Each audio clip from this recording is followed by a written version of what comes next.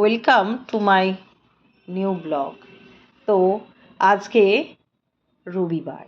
রবিবার মানেই অনেক কাজ থাকে, আর কাজের ফাঁকে মনে হয় একটু ঘুরে বেড়ালে মন্দ হয় না।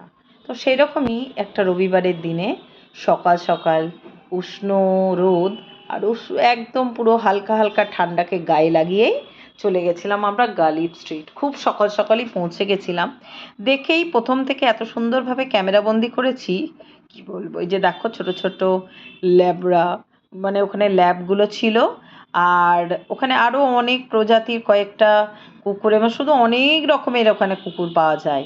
শুধু কুকুরেই সীমাবদ্ধ থাকে না কিন্তু বন্ধুরা, ওখানে তোমার গাছ, মাছ, এত সুন্দর সুন্দর আর বিভিন্ন ধরনের পাখি, মানে তুমি না দেখলে আর না গেলে বিশ্বাস করতে পারবে না।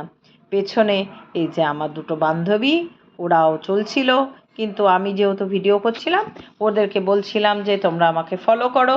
তো আমি এই সামনের দিকে এগিয়ে এগিয়ে আসছিলাম আর ক্যামেরাতে তুলছিলাম। একটু ব্যস্ত আর বিজি ওটা খুবই থাকে, কিন্তু তার মধ্যে ম্যানেজ করে তুমি যেতে পারো। কিন্তু খুব সকাল সকাল গেলে এর সৌন্দর্যটা না তুমি আরও সুন্দর দেখতে পারবে। গালিব স্ট্রিট আমাদের কাছে যেন মনে হয় একটা নতুন ঠিকানা। যারা পশুপ্রেমী, গাছপালা এই ধরনের ভালোবাসো, তারা কিন্তু তাদের জন্য এটা একদম আদর্শ একদম একটা জায়গা।